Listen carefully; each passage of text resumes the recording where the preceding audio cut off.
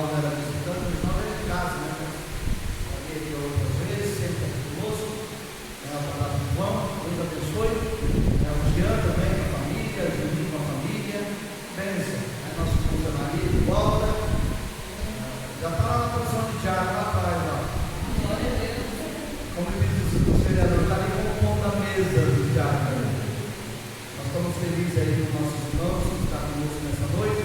Vamos ficar de pé, mas vamos abrir nossa Bíblia no livro de 1 Reis, primeiro livro de Reis, capítulo de número 19. Primeiro livro de Reis, capítulo de número 19. Quem achou de também? Acabe fez saber a Jezabel tudo quanto Elias havia feito e como matara todos os profetas à espada. Então Jezabel mandou um mensageiro a Elias a dizer: faça-me os deuses como lhe aprouve, se amanhã a esta hora não fizer eu a tua vida como fizeste a cada um deles. Temendo, pois, Elias levantou-se e para salvar a sua vida se foi e chegou a Berseba, que pertencia a Judá, e ali deixou o seu moço.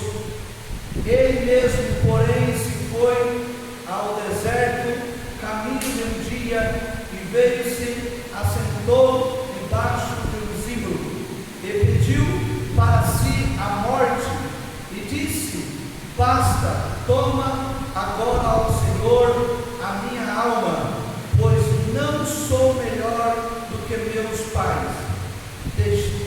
Deitou-se e dormiu debaixo de um zimbro.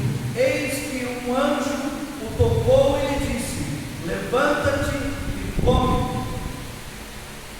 Olhou ele e viu junto à cabeceira um pão cozido sobre brasas, sobre pedras de brasa, e uma botija de água. Comeu, bebeu e tornou a dormir. Voltou segunda vez o anjo do Senhor, tocou-o. Ele disse: levanta-te, come, porque o caminho te será sobre modo longo. Levantou-se, pois, comeu, bebeu, e com a força daquela comida caminhou 40 dias e 40 noites até Horebe, o monte de Deus. Ali entrou numa caverna onde passou a noite, e eis que lhe veio a palavra do Senhor. Ele disse: que faz aqui, Elias? Ele respondeu: tenho sido zeloso pelo Senhor Deus dos exércitos, porque os filhos de Israel deixaram as tuas leis e derrubaram os teus altares e mataram os teus profetas à espada, e eu fiquei só. E procuraram tirar-me a vida. E disse-lhe Deus: sai e põe-te neste monte perante o Senhor. Eis que passava o Senhor em um grande e forte vento, fendia os montes e despedaçava as penhas diante do Senhor. Porém, o Senhor não estava no vento. Depois do vento, um terremoto, mas o Senhor não estava no terremoto. Depois do terremoto, um fogo, mas o Senhor não estava no fogo. E depois do fogo, um sítio tranquilo e suave. Ouvindo Elias, envolveu o rosto no seu manto e saindo pôs-se à entrada da caverna. Eis que lhe veio uma voz e lhe disse: que faz aqui, Elias? Ele respondeu: tenho sido extremamente zeloso pelo Senhor Deus dos exércitos, porque os filhos de Israel deixaram as tuas leis e derrubaram os teus altares e mataram os teus profetas à espada, e eu fiquei só, e procuraram tirar-me a vida. o Senhor volta ao teu caminho, para onde? Para o deserto de Damasco, e chegando lá, unge a Israel, rei sobre a Síria, e a Jeú, filho de Nissim, ungirá rei sobre Israel, e também Eliseu em teu lugar. Amém? Deus abençoe a sua palavra aos nossos coração. Bondoso Pai, nós queremos te agradecer. Obrigado, Senhor, por mais uma noite que o Senhor permite estarmos aqui na sua casa, chamada casa de oração. Viemos, ó Deus, para nos alimentar da tua palavra e da tua presença. Tudo que fizemos aqui nessa noite é para a sua honra, é para a sua glória. Deus, os louvores, os cânticos, a oração, a adoração, tudo é para o Senhor.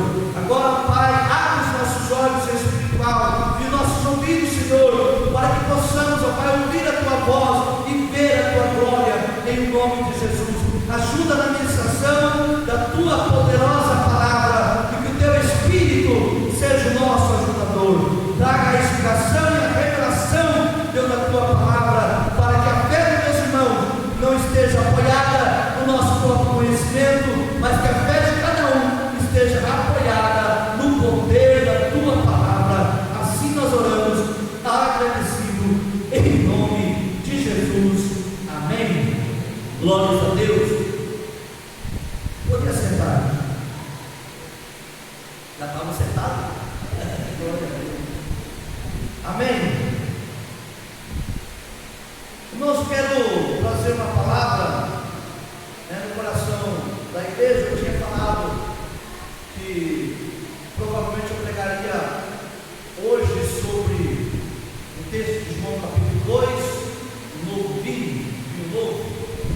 Mas eu não vou dizer que foi uma visão, também não vou dizer que foi um sonho, mas eu passei a noite passada, durante o dia passado também, a viagem, com essa frase na minha cabeça, embora eu não tinha lido esse texto há dias, a palavra natal que nós lemos era onde o anjo disse para ele: come e bebe, porque longa será a sua caminhada. E isso ficou por vários dias, repetindo, por várias horas, melhor, basicamente quase 2 dias, repetindo na minha cabeça. Sempre que eu estava sozinho ou quieto, me vinha esse pensamento: come e bebe, porque longa será a sua caminhada. É claro, como a gente lê a Bíblia, conhecemos o texto, eu logo entendi que se tratava desse texto. E então, a partir de ontem para cá, eu me propus no meu coração a ministrar a palavra de Deus nesse texto. E o tema de hoje é a fuga de Elias. Se você quiser anotar nas suas anotações, o texto de 1 Reis, capítulo 19, o tema da mensagem de hoje, a fuga de Elias. O que isso tem a ver conosco? Tem tudo a ver com a nossa vida. Quantas vezes a gente já fugiu, quantas vezes a gente quer fugir, mas não consegue, armando uma fuga, às vezes escondemos de pessoas, escondemos da nossa família, escondemos do nosso passado, escondemos da realidade, e isso é muito sério. Então eu quero trazer uma palavra baseada nesse texto a respeito da fuga do profeta Elias. Mas quem era o profeta Elias? O profeta Elias, eu particularmente sou um admirador do ministério do profeta Elias. O texto de Tiago também me parece que ele era um admirador do profeta Elias. O apóstolo Tiago, ao escrever sua carta, ele diz que Elias era um homem sujeito às mesmas paixões do que nós, mas certo dia Elias orou e o céu fechou. Depois ele orou novamente, o céu se abriu. Quando o Tiago está falando isso, ele está falando a respeito da chuva e está se referindo ao texto de 1 Reis, capítulo de número 18, e também esse texto após os ventos. Então, Tiago deixa bem claro que Elias ele era homem como eu e você, pessoas comuns como nós, de carne e osso, porém um homem espiritual, porém um homem de um chamado extraordinário, de um ministério profundo, de uma retidão e de uma seriedade muito grande com aquilo que diz respeito à obra de Deus.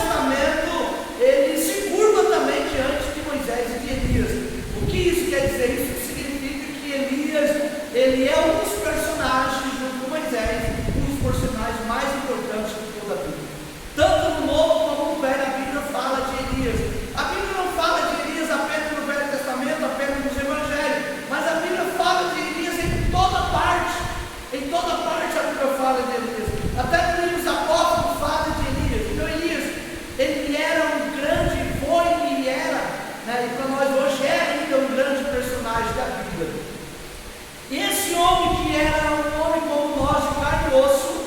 Ele é admirado pela sua bravura, pela sua seriedade, pelo seu compromisso, pela unção de Deus na vida de Elias. E Elias executava as profecias de Deus sem medo, o único profeta na Bíblia que profetiza no seu próprio nome. Em nenhum outro profeta profetizou sobre a sua própria palavra.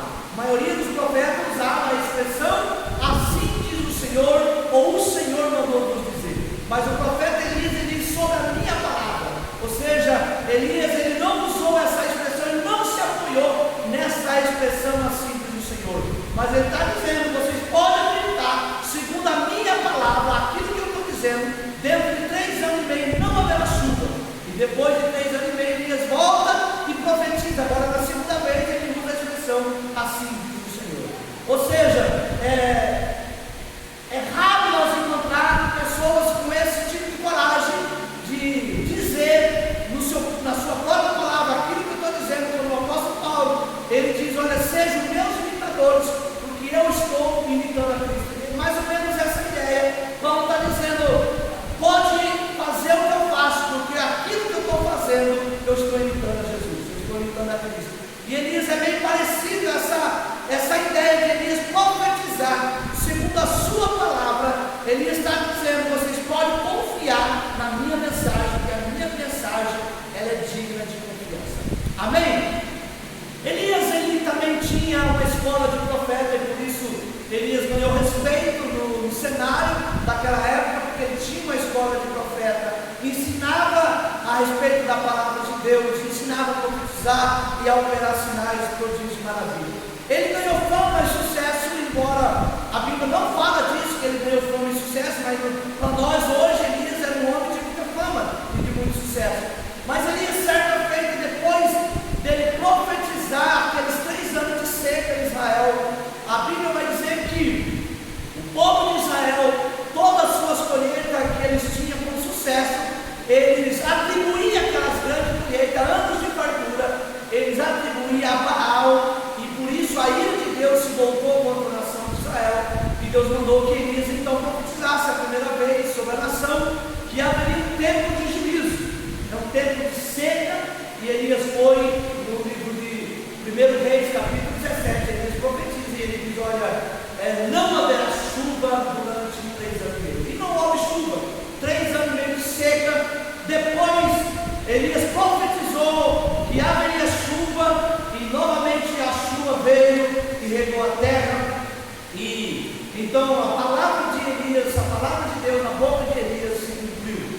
Mas teve aquele episódio do desafio de Elias. Elias desafiou os seus inimigos, seus adversários, a grande batalha do Monte Carmelo, aonde Elias propôs ali aquele desafio, levando o povo de Israel a tomar uma decisão. O povo estava indeciso, alguns acreditavam em Deus Todo-Poderoso, mas uma boa parte já estava adorando a Baal e eles estavam confusos. Então Elias disse: olha, hoje vocês precisam tomar uma decisão.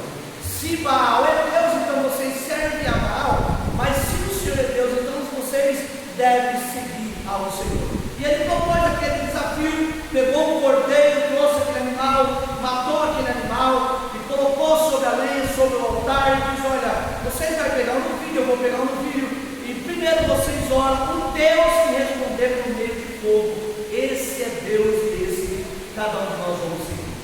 E assim aconteceu. A Bíblia diz que os profetas de Baal pegaram aquele animal, mataram aquele animal e começaram a clamar a Baal de cedo até meio-dia. Certo ponto, Elias começou a zombar de Baal, porque eles gritavam: Baal, Baal, responde-nos, e se retalhava com aqueles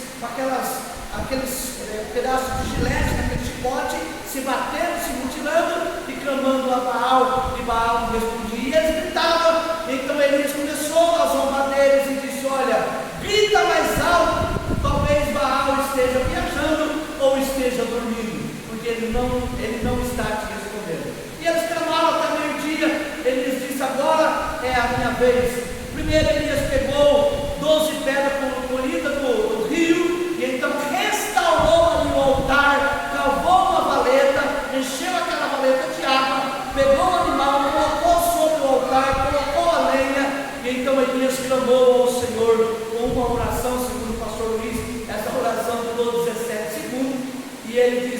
Senhor, para que este povo saiba que o Senhor é Deus, responde por meio do fogo. E assim aconteceu. Fogo do céu desceu, e primeiro consumiu toda a água que estava naquele rego, e depois então todo o holocausto foi consumido. Deus respondeu a Elias por meio do fogo. Elias fez descer fogo do céu 3 vezes, 3 orações. Mas depois dessa oração, assim que Elias venceu essa batalha, a Bíblia diz que ele desceu lá embaixo e matou todos os profetas de Baal e os profetas de Jezabel, num total de 850 falsos profetas, foi eliminado a espada. Quando Elias executa esses profetas, no dia seguinte, nós vamos deparar com esse texto agora, no capítulo de número 19, capítulo 18 e o capítulo 17, a introdução para essa mensagem de hoje. Chegando no capítulo 19, Elias faz saber a Jezabel o que havia acontecido. Por sua vez, Jezabel, esposa do rei Acabe, era uma mulher maligna, uma mulher cruel, que tinha fome e sede de vingança e de crueldade.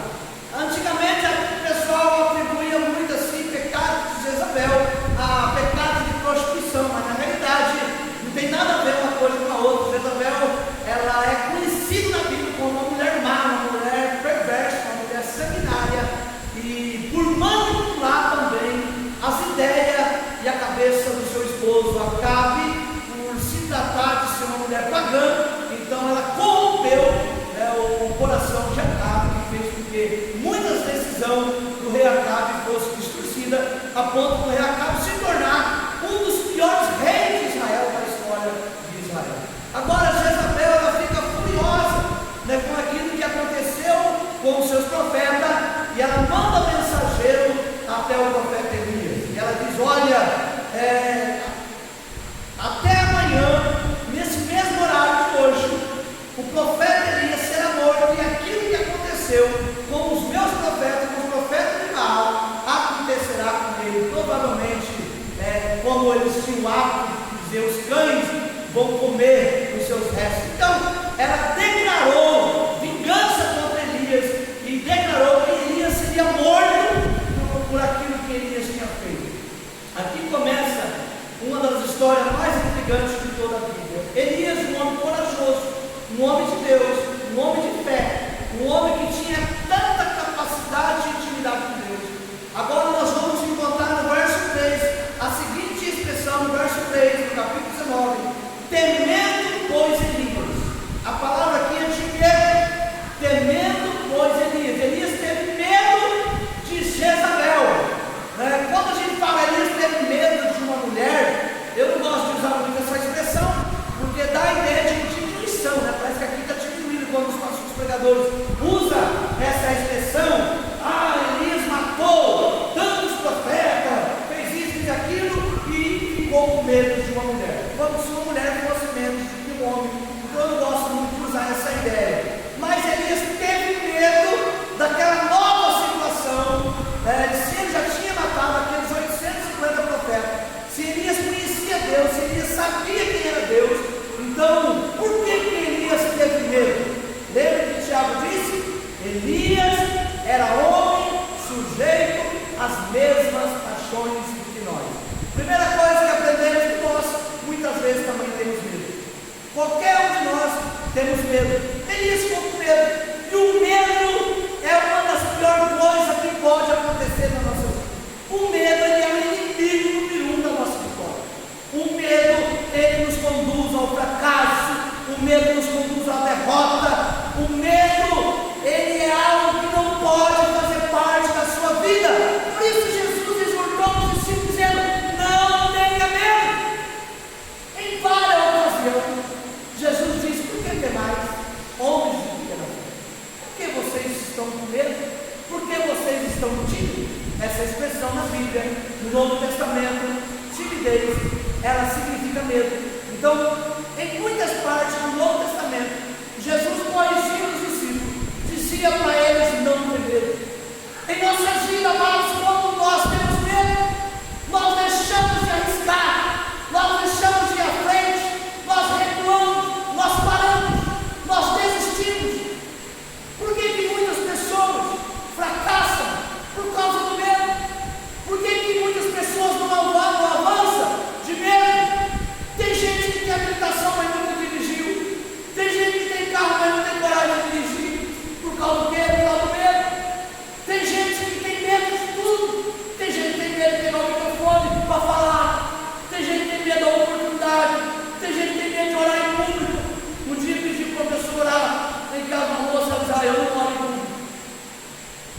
medo de orar em língua. Você e eu não podemos ter medo. O medo não pode fazer parte da minha vida.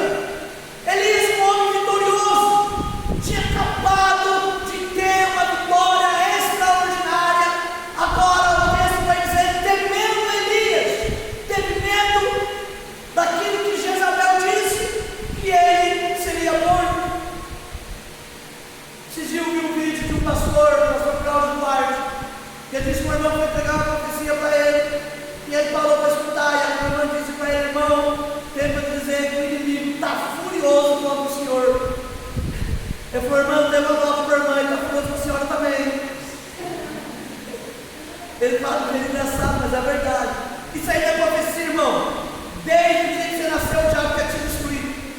Desde o dia que você aceitou a Cristo como seu Senhor e Salvador, a meta do diabo é te matar, a meta do diabo é destruir você, a sua casa, a sua família. Ah, pastor, o diabo está furioso com o senhor. Claro que ele está. É claro que ele está furioso com você, com aquilo que você está fazendo para Deus. Agora imagine Elias. Você acha que o diabo não estava furioso contra o seu ministério, contra aquilo que ele vinha fazendo? O diabo queria matar Elias, mas primeiro, para destruir Elias, ele precisava tocar na fé de Elias, abalar a fé de Elias. A sua fé não pode ser abalada, meu irmão. Você não pode perder a fé em Cristo de maneira nenhuma. No verso 3, ele vai dizer o seguinte: temendo, pois Elias levantou-se e para salvar a sua vida se foi e chegou a Berseba, que pertencia a Judá, e ali deixou o seu moço. Elias aqui inicia a sua fuga para salvar a sua vida. Jonas também um dia fugiu da presença de Deus. E digo a cada um de nós que estamos aqui, nós podemos fugir de tudo, mas nós não podemos fugir de duas coisas. Nós não podemos fugir primeiro de Deus. Jamais ninguém consegue fugir da presença de Deus, se esconder de Deus. Outra coisa, a nossa consciência. Nós não podemos fugir da nossa consciência, porque todas as vezes que a gente olhar para trás, a gente sabe o que a gente fez, a gente sabe onde a gente falhou, onde a gente errou. A nossa consciência, não há como nós enganar a nossa consciência. Por isso Paulo diz que todo pecado passa pela nossa consciência. Elias iniciou a sua fuga, tomando a decisão de fugir, porque ele estava com medo. Quantas pessoas, ao estar com medo, ao invés de lutar, elas decidem esconder, elas decidem fugir, elas decidem parar. Eu quero dizer que fugir não é a solução, parar muito menos, correr muito menos.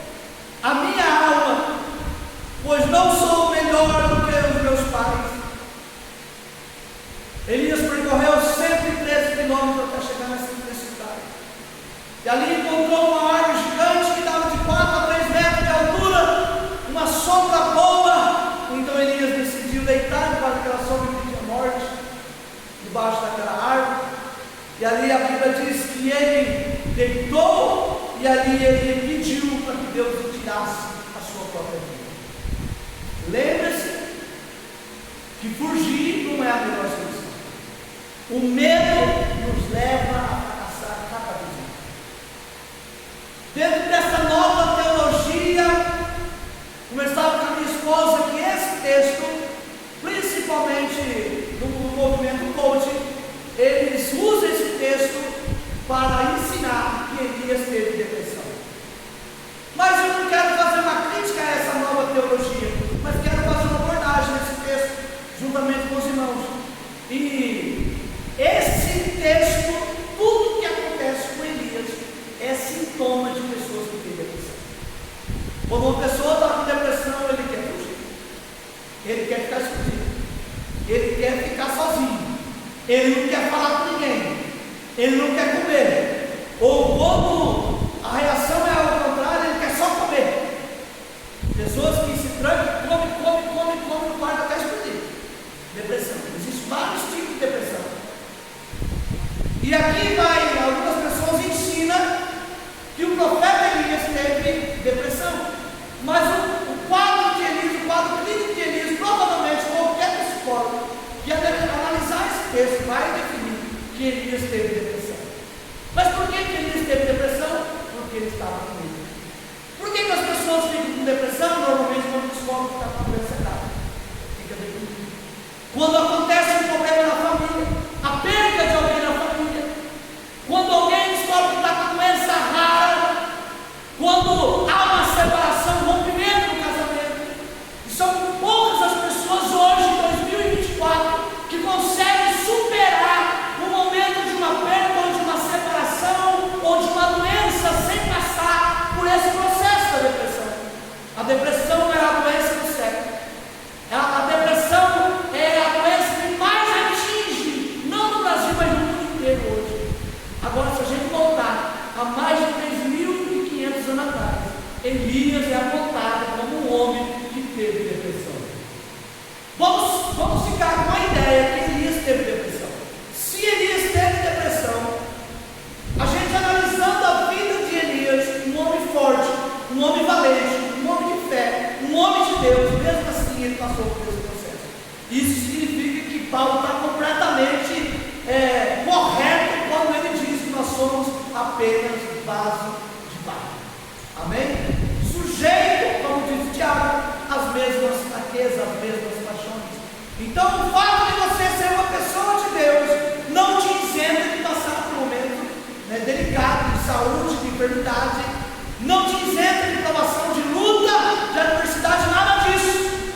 Elias, ele pede a morte. Quando uma pessoa está com depressão profunda, essas pessoas, uma boa parte delas desejam a morte, pedem a morte. Ela só fala em morrer.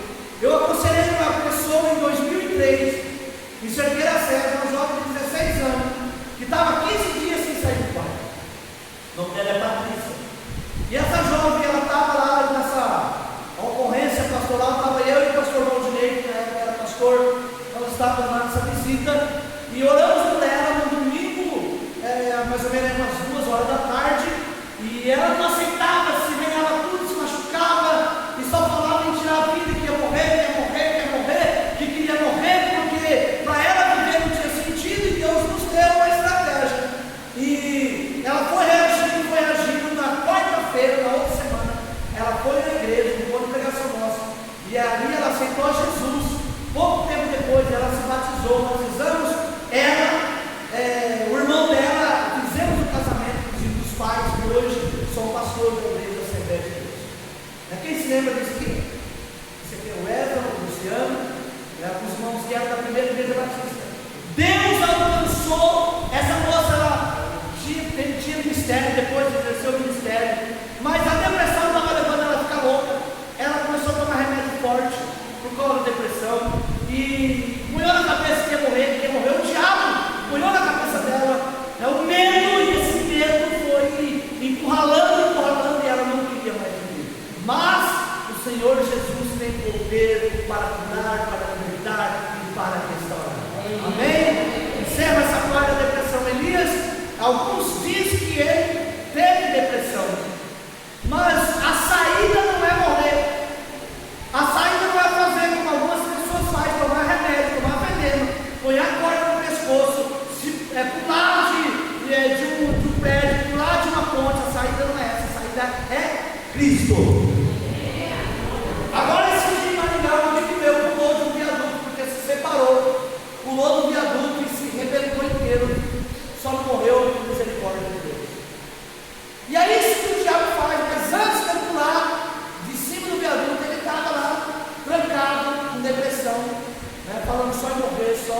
para ele as coisas não tinham mais sentido, que a vida não tinha mais sentido.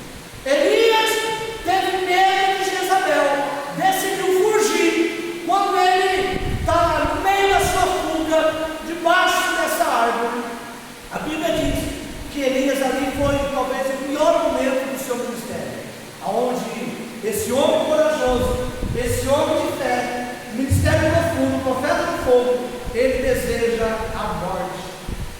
Amados, muito cuidado nos momentos de adversidade. Nos momentos bons da nossa vida, às vezes nós nem de Deus a gente lembra, porque no momento bom, essa festa, é comida, é festa de aniversário, está lá, é churrasco para cá, a gente faz um monte de coisa, já está com saúde. Mas quando enfrentamos a dificuldade, quando vem a prova, quando vem a luta, não abaixe a sua guarda, porque é nesse momento que o diabo investirá com grande fúria contra você. Ele aproveitará neste momento de fraqueza, de dificuldade, e para ele é agora que eu vou pegar ele no ponto fraco, é agora que eu vou atingir ele nesse momento de fraqueza. A gente está muito enganado com o diabo. O diabo não tem misericórdia, o diabo não tem dó, o diabo não tem medo, o diabo não tem piedade. Se você está num momento difícil, o pior momento da sua vida, cuidado, porque é nessa hora que ele está armando contra você. A Bíblia diz, Pedro vai dizer, que ele está armando como um leão, buscando a quem ele possa tragar. Não é na hora que você está orando, não é na hora que você está louvando, não é na hora que você está adorando, não é na hora que você está ali tremoroso com Deus, não, que ele vai te atacar. Ele vai te atacar na sua fraqueza. Cuidado. E ele começa a trabalhar na mente de Elias. O profeta diz, olha, Senhor, é melhor tirar a minha vida, porque eu não sou melhor do que os meus pais. Para mim não tem mais sentido, Senhor. Ele vai dizer depois, para Deus mataram todos os seus profetas, e só eu fiquei. Quando a gente está mal, parece que todo mundo abandonou a gente joga a culpa do nosso problema nas pessoas. Olha, fulano vem me ver, fulano vem me visitar, fulano se importa comigo, ele não fala comigo, não me mandou mensagem, fez uma festa, não me convidou, fez um almoço, não me convidou. Mas sabe o que é isso? É o diabo minando as suas forças e tentando desviar você do foco. Porque se a gente já está mal, a gente deixa ele colocar ódio, rancor, raiva, tristeza, é tudo que ele precisa para você desistir da caminhada. Toma muito cuidado. Toma muito cuidado quando você estiver passando por esse tipo de coisa, por esse tipo de dificuldade. Quando Elias achou que tudo estava acabado, quando Elias achou que tudo estava perdido, que não há mais chance, que não há mais esperança. Quantas pessoas acham que tudo acabou, que tudo está perdido, que não há mais chance? Essa semana alguém me mandou um cartaz de uma árvore que foi cortada e o tronco dela estava brotando ali nos galhos. Eu mostrei para minha esposa. É o que Deus diz no livro de Jó, no capítulo 7, a partir do verso 14. Ainda a árvore foi cortada, cheia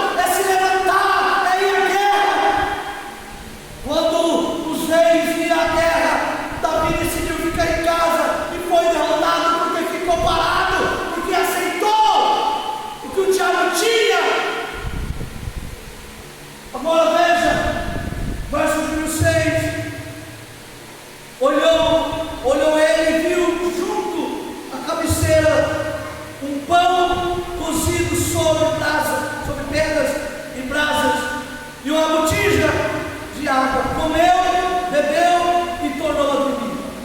Esse é o nosso problema. É isso que está matando a igreja. Come, mas não sustenta. Se alimenta, mas não se sacia. Estão atrás de vários tipos de comida. Sabe, se alimenta de Deus, da palavra. O resto é conversa fiada. Se alimenta disso aqui, desse livro. Eu tenho dito aqui, irmãos, não acredita em mim, acredita na Bíblia. Não acredita no que o pastor diz, o que o profeta diz, o que o bispo diz, o que a apóstolo está dizendo. Fica com a nossa escritura. Coma desse rolo, alimenta da verdade. Ele comeu, bebeu e voltou a dormir. Sabe quando você lê aquilo cochilando? Ou quando você lê aquilo pensando em outra coisa? Quem já fez isso? Corajosos? Alguns? Eu fiz isso várias vezes. E às vezes eu faço. Quando eu estou lendo daqui a pouco, eu estou pensando na medida da obra. Orçamento. Eu estava lendo um texto.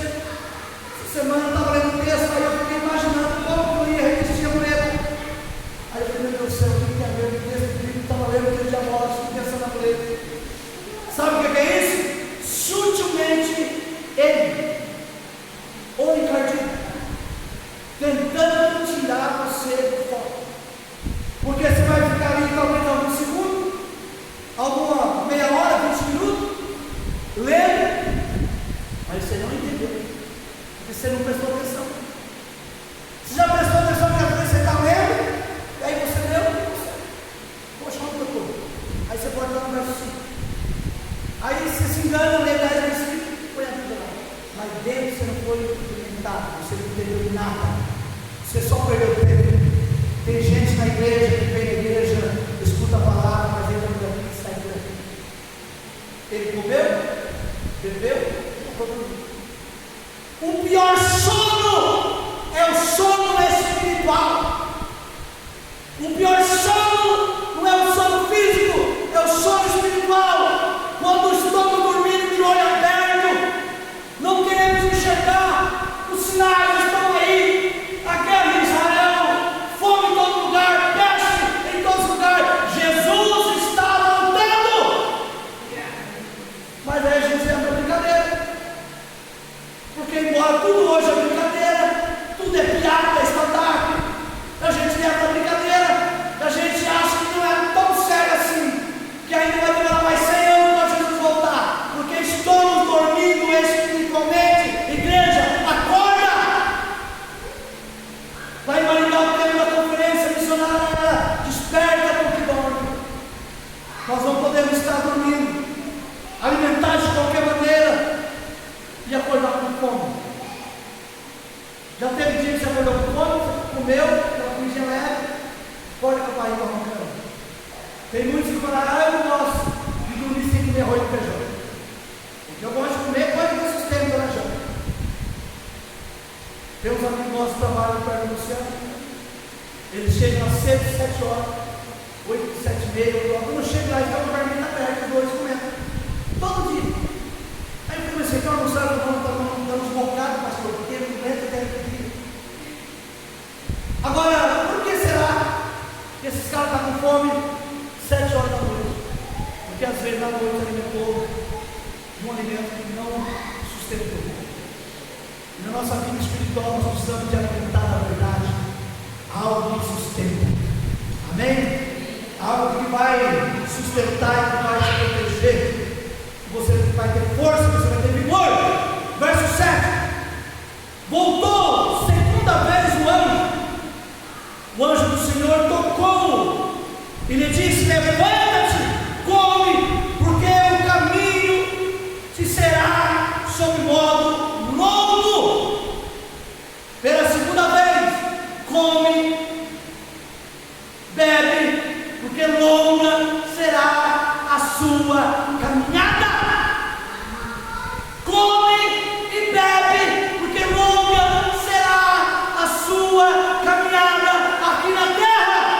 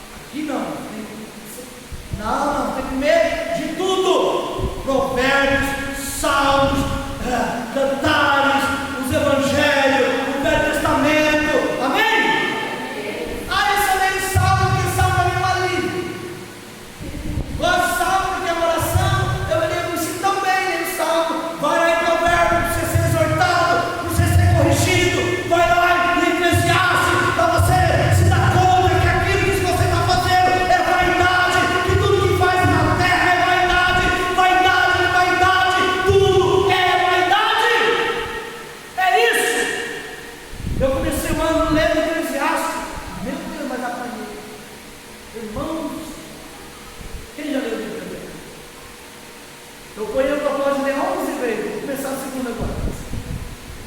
É muito forte.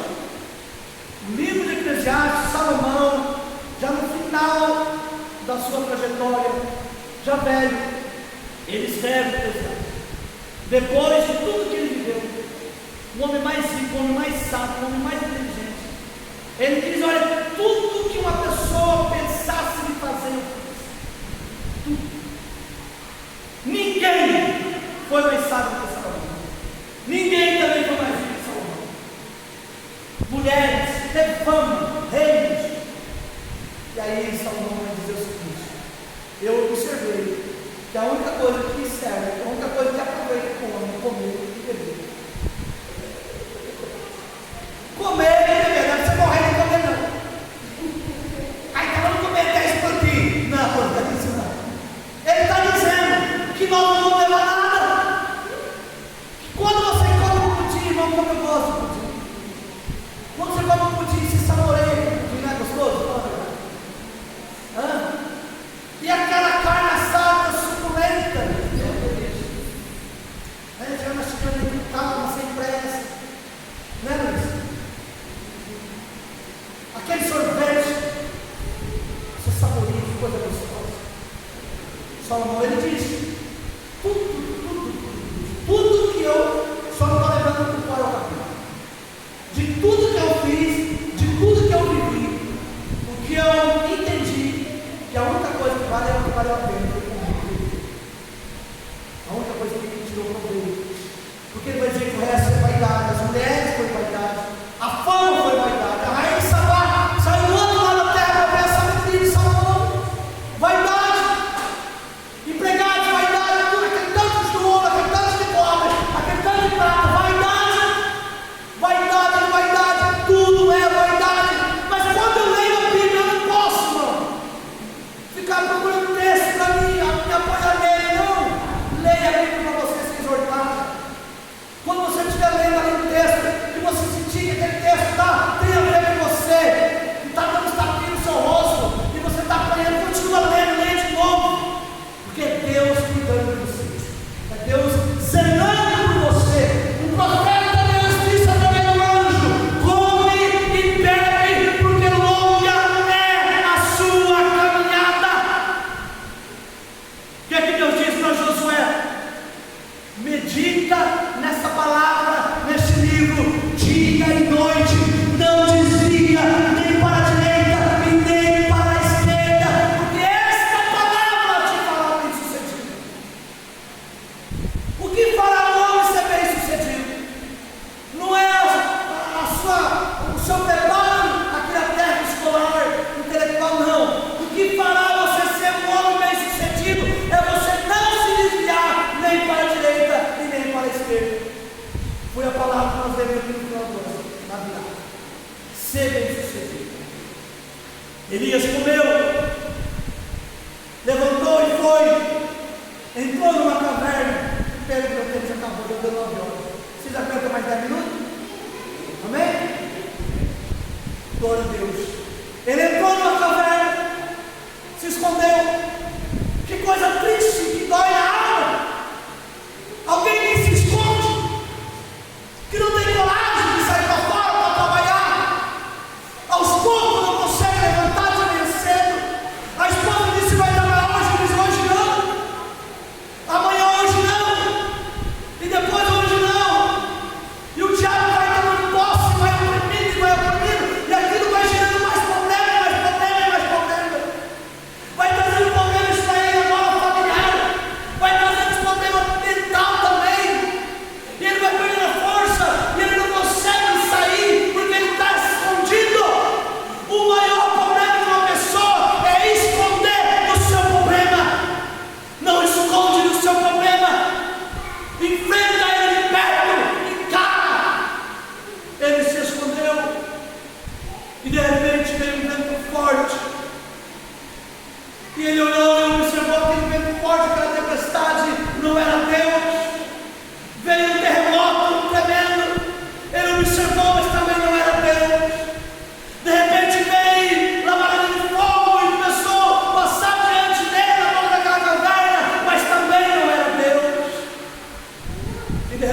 uma voz mansa e suave.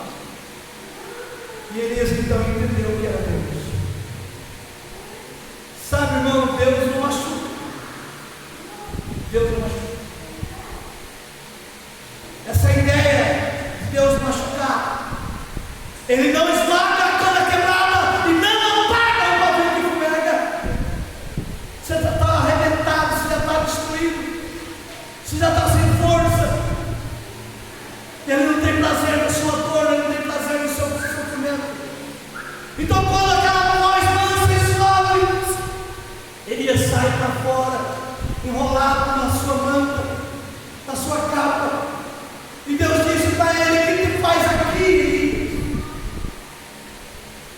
Sabe, você pode correr, você pode se esconder, você pode ir embora, você pode ficar na casa do parente, você pode ficar meses sem vir à igreja, você pode ficar um tempo fora, fugir embora para outro país, você pode ficar trancado de quarto um ano, mas Deus sabe aonde você está.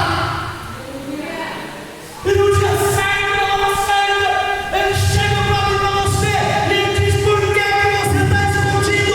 O que você está fazendo aí? O que você está fazendo aí? Talvez nós vamos arrumar, cada um de nós, vamos arrumar uma desculpa. A gente vai dizer: olha, eu estou aqui por causa de fulano, eu parei, Senhor, porque fulano me magoou, porque ciclano me magoou. Elias foi isso que ele fez, justamente isso. Quando o Senhor diz: por que você está escondido? O que você está fazendo aí? Você é meu profeta, eu confio em você. Você é um homem de fé, Elias, um homem de oração. Quantas horas você já fez? Por que você está escondido? Senhor, eu estou com medo. Eu estou com medo, Senhor, porque todos morreram. Só eles também, todos os profetas morreram ao fio da espada, e só eles também. O processo na nossa vida, ele dói, é dolorido, mas é necessário. Outra coisa que quero dizer: a caverna faz parte da nossa vida. Davi se escondeu na caverna de Adulão. Há momentos que você tem que se esconder, há momentos que você tem que ficar no seu canto. Para com a internet, para com o WhatsApp, para com o Facebook, para de falar com as pessoas, fecha sua boca, fica na sua, fica no seu canto, entra no seu quarto, fecha a porta e ora em secreto, porque o Deus que te escuta em secreto, Ele vai te recompensar. Há momentos que a gente tem que recuar, mas eu não posso querer morar na caverna. Eu não posso querer passar mais a minha vida na caverna. Pastor Davi Grava, saudoso pastor Davi Grava, ele disse que um passarinho pode até sentar na nossa cabeça, mas ele não pode fazer ninho na nossa cabeça. Lá na casa do pastor Luciano, então, tem que. Agora ele está querendo beija-flor lá na igreja dele. Não bastava os pardal, mas não querendo beija-flor. Que tem pardal lá, todo dia cai os pardal lá de cima lá. Todo dia tem isso de cima.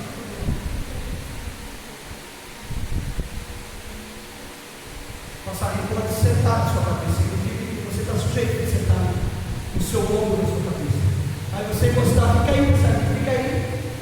Ele faz uma linha na sua cabeça e fala de uma aceitação. Nós não podemos aceitar a prova, aceitar a luta.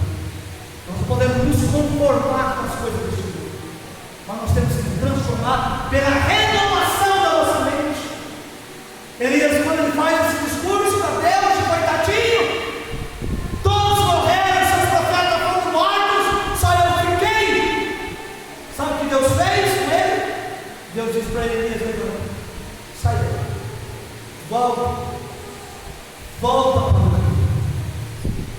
Uma das coisas mais difíceis na nossa vida é voltar, recomeçar, fazer de novo, consertar. E Deus disse para ele: volta, você vai ungir Jezael, você vai ungir Jeú.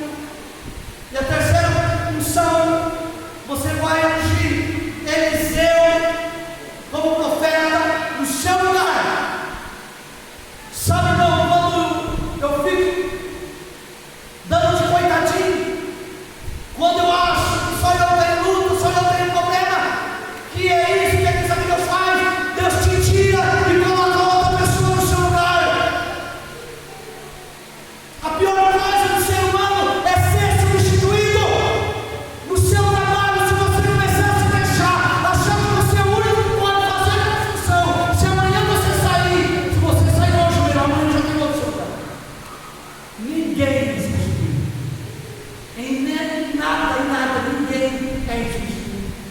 Nem no nosso trabalho, nem na nossa vida, nem na igreja. Ninguém é insuficiente. Se eu parar de ser pastor dessa igreja hoje, amanhã tem tudo. Quarta-feira tem tudo. A igreja não vai fechar por causa disso. Se o pastor Luciano parar, a igreja não vai fechar por causa disso. As pessoas passam, mas a palavra de Deus ela permanece. O reino de Deus ele permanece. E Deus diz que agora chegou a hora de você ser substituído. Sabe, Deus, uma última coisa eu quero te dizer. A Israel, mais de 7.000 joelhos que não se dobraram a Baal e não beijaram. Veja o que o diabo é capaz de fazer quando a gente está com medo. O vitimismo toma conta do nosso coração. Achamos que todo mundo abandonou a gente, que não somos mais importantes, que só eu tenho luta, que só eu não preciso de atenção. Deus está dizendo: não, você não é a última bolacha, não. Há mais de 7.000 também, homens como você, mulheres como você, que não se curvaram a Baal. Então para, se você não quer fazer outro, vai fazer. Sabe o que aconteceu? Ele ungiu Eliseu. Eliseu fez mais sinais do que eles. Coisa curiosa. Porque Deus não tem carinho. A glória da segunda casa é maior que a primeira. Você está achando isso? Que só você, vamos dizendo, você é o cara. Deus está dizendo: olha, Elias, existem 7.000 que podem fazer isso para você. Há muitas pessoas que podem fazer o que eu vou fazer. Em todos os sentidos. Em qualquer área. O que eu preciso saber. O apóstolo Paulo diz: esta minha leve e momentânea tribulação, ela produzirá para mim um peso de glória eterna. Ele está dizendo: eu tenho tribulação, mas não é uma tribulação que vai me matar. Ele desclassifica essa tribulação, dizendo que é uma tribulação leve e momentânea. Leve e momentânea, ela vai passar. Amém? O choro dura apenas uma noite, mas a alegria vem no município. A tempestade ela vem, mas ela passa. Quando vem a tempestade, a gente fica desesperado, mas aos poucos a gente vai mudando aqui uma telha, vai arrumando aqui, e daqui a pouco a gente nem se lembra mais da tempestade, porque ela já passou. Amém? Deus te abençoe. Fique com essa palavra no seu coração. Coma e beba, porque longa é a sua vida. Coma e beba. Não se importe com o que as pessoas dizem. Alimenta-se da palavra. Alimenta-se de Deus. Vamos ficar de pé?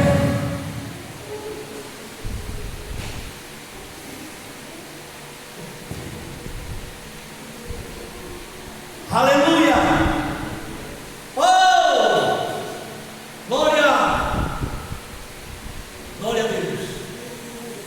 Elias comeu, bebeu e caminhou 40 dias e 40 noites. Quer receber essa oração? Sai do Eu não vou insistir, é algo assim de Deus. Coma e beba, porque logo será a sua caminhada. Ele comeu, bebeu e andou 40 dias e 40 noites. Como